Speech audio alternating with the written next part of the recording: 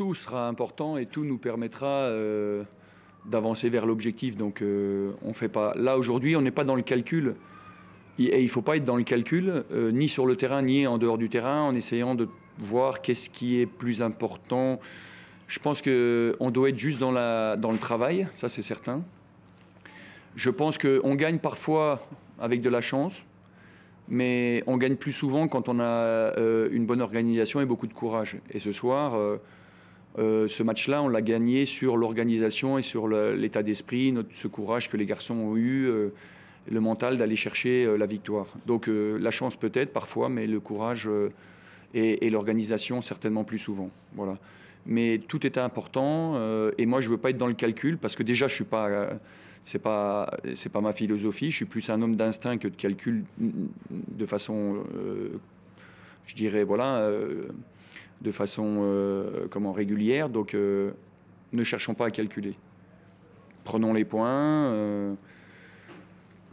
Vous vous rendez compte que pour gagner un match de Ligue 2, c'est difficile, c'est énormément difficile. Et toutes les équipes, pour le moment, s'en rendent compte.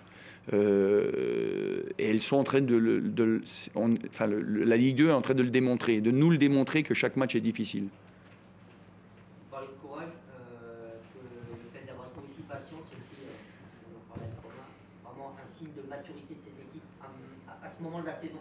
C'est-à-dire qu'à un moment, vous savez être patient, pas s'énerver, avec un bloc défensif en face qui est quand même très présent, pour attendre, user et déverrouiller un moment pour marquer.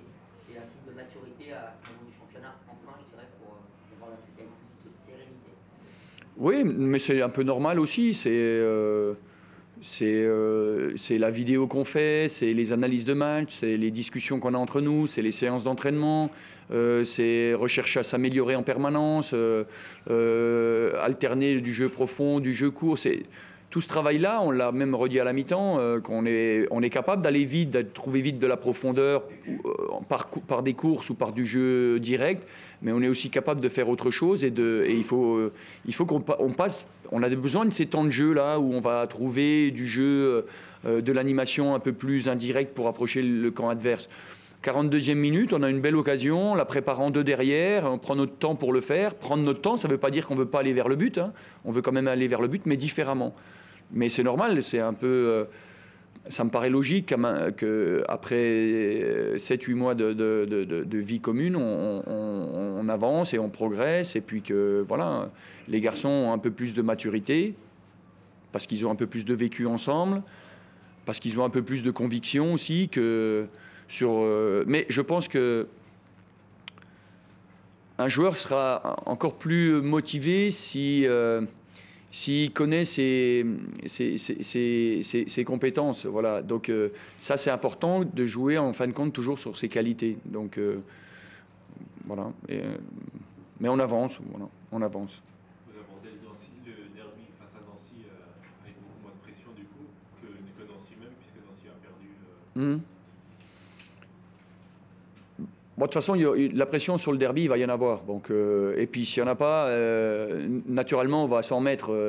Après, c'est comment on va gérer la pression qui est importante. Donc, la pression, ça fait partie du foot de haut niveau, qui plus est dans un derby.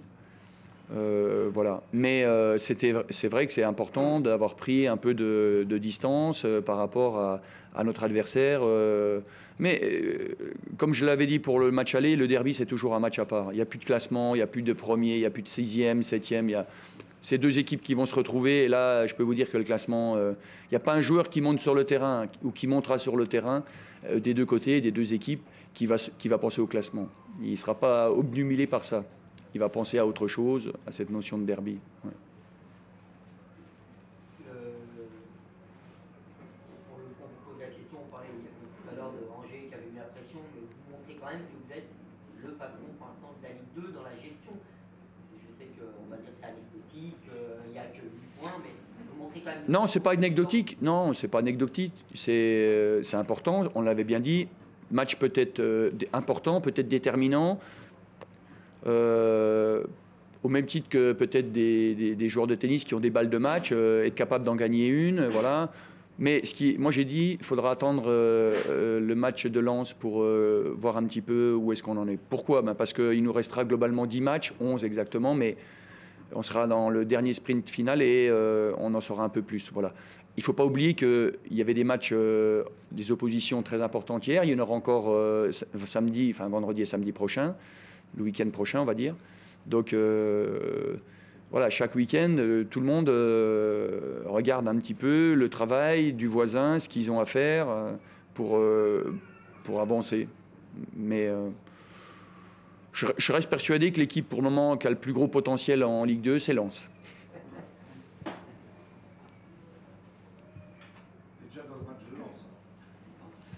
Non, parce que j'y étais. Je suis dans tous les matchs. Hein. Je dois être dans tous les matchs. C'est mon boulot d'être dans tous les matchs. Mais non, je ne suis pas dans le match de Lens. Mais si on fait une petite analyse, je pense qu'eux, ils ont le plus gros potentiel. Surtout à l'extérieur. Surtout à l'extérieur, effectivement. Surtout à l'extérieur. Étonnamment, on va dire. Étrangement, serait non. Étonnamment, peut-être, ouais. Ouais. Ils ont encore la Coupe de France aussi. Ouais. Ils ont la coupe. Mais nous, dans la coupe, je crois que nous, ce sera le match d'Angers. Angers jouera contre Moulins 3 jours après notre match à Angers. Donc nous, le match de Lens, ils vont pas être totalement. Maintenant, c'est vrai qu'ils l'ont en tête aussi un peu. Hein. Ils l'ont en tête un peu aussi. Comment tu vas gérer cette équipe de Nancy? Bon, on va s'entraîner là-bas tous les jours. On va aller. Ouais, à Nancy. Ouais, on y va tous les. Bon, on ne leur a encore pas dit, mais ça va être le plus difficile. Non, on va s'entraîner sur notre synthétique ici. On a un bon. Non. Normalement, juste la dernière journée, la veille, normalement. Voilà. Et compte tenu des terrains lourds en ce moment, comme celui de ce soir, c'est intéressant de jouer sur le synthétique. Ouais, mais il faut faire attention parce que tu joues sur le synthétique, tu prends des habitudes de jeu, de passe, je peux te dire qui n'ont rien à voir avec ce qui se passe sur le terrain. Donc, mais là, on prépare un match sur le synthétique. Tu vas me dire, mais pourquoi vous n'y allez pas tout? Parce que tous les jours, nous on a fait 2 fois cette semaine.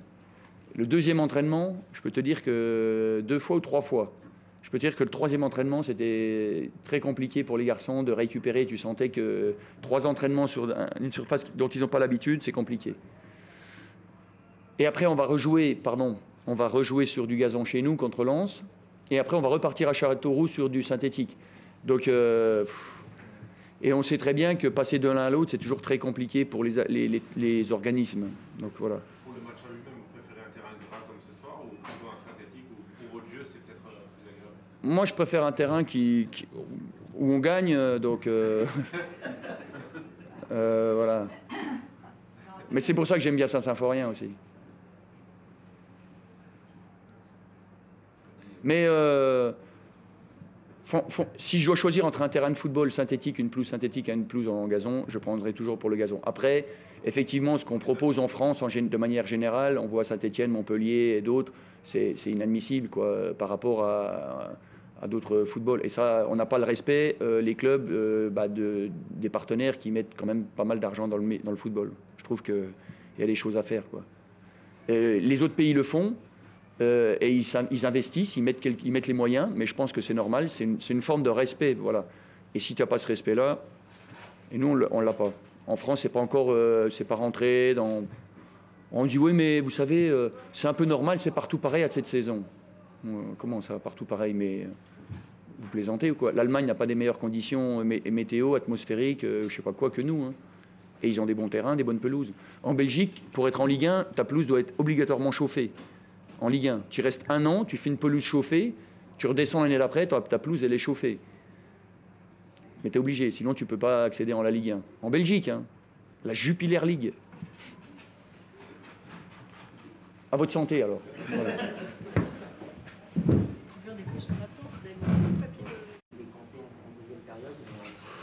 Oui, c'est un match qui s'est joué sur peu de choses, à l'image du but qu'on a pris. Une situation de jeu un peu bizarre. Je félicite l'arbitre d'avoir pris une bonne décision de ne pas avoir signalé hors-jeu. Mais la seule grande différence, c'est que quand l'arbitre de touche lève le hors-jeu, ça change les attitudes des défenseurs. Et il y a eu 2 incidences de ça. Celle-ci déjà, qui change l'attitude, et le joueur qui a débordé le latéral droit du FC Metz, qui dit au joueur « laisse ». Donc tout le monde s'est arrêté chez nous. Donc c'est ce qui m'embête là-dessus. Je préfère perdre des matchs sur une situation où on est en difficulté. Et là, plein de petits détails qui se sont retournés contre nous et on sentait bien que c'est l'équipe qui allait marquer le premier, qui allait gagner le match.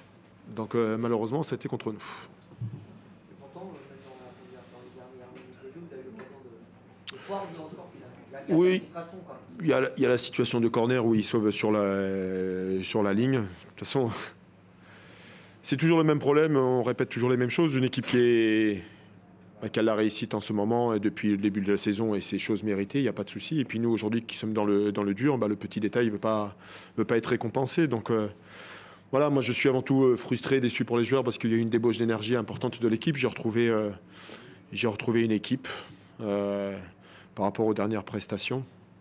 Il va falloir s'appuyer là-dessus pour continuer à avancer. On a 2 déplacements qui étaient compliqués. Aujourd'hui à Metz et la semaine prochaine à Caen. Donc voilà, il faut continuer. Mais là, les joueurs sont déçus. Ouais. On a vu de la solidité de votre côté sur l'ensemble du match. Oui, je pense que notre organisation les a empêchés. Après, ils nous ont mis un peu sur le reculoir en deuxième mi-temps avec leur jeu long et leur présence dans le domaine aérien devant avec Sako. C'est une équipe qui est très performante sur le second ballon offensif. Ils arrivent très bien à le récupérer et puis après pouvoir enchaîner. Donc ils imposent quelque chose et voilà, les équipes finissent souvent à craquer. Voilà. Il nous a pas manqué grand-chose.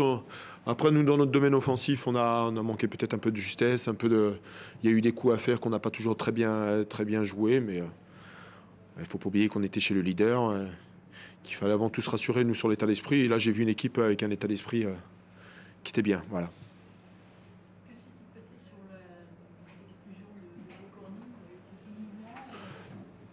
Non, mais alors, il y a plusieurs choses. Déjà, le tacle de mon défenseur, ça mérite le rouge, on est bien d'accord. Les 2 pieds levés, il n'y a pas de souci. Après qu'on en rajoute, le joueur, il n'est pas sorti blessé, donc on aurait pu attendre s'il y avait blessure grave du joueur. Déjà, c'est la première des choses. Et après, il y a tout un environnement, il y a tout un contexte où tout le monde vient parler, on vient se mêler de ce qui se dit. Et là, il y a des choses qui se disent sur un terrain qu'on ne devrait pas entendre. Voilà. Alors, ça fait partie du foot. On a le droit de chambrer, on a le droit de dire des choses, mais il y a des choses que je ne veux pas trop accepter. Mais c'est inversement, c'est des 2 côtés. Hein. J'incrimine pas les joueurs du FC Metz, comme les miens. Voilà, il y a des choses sur un incident de jeu, sur un énervement dû au but, parce que ça se passe 5 minutes après le but. Voilà, il faut se calmer. Alors,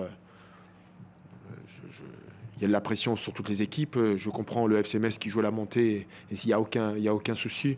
Mais voilà. Après, ça s'est bien terminé. L'arbitre a eu beaucoup de pédagogie dans ses attitudes. Il a réussi à calmer tout le monde et je lui en félicite. Je le félicite de ça. Il y a eu quelques coups à joueurs en milieu de deuxième mi-temps et peut-être là vous avez laissé passer votre occasion. Oui, on a 2-3 situations de contre où on a fait le mauvais choix de l'avant-dernière passe. Ouais, il y a une situation avec Hugo Videmont. Je pense qu'on peut écarter sur le côté droit. Il y a un petit peu plus d'espace. Ouais, on a fait des mauvais choix. Voilà, c'est comme ça. Mais c'est vrai.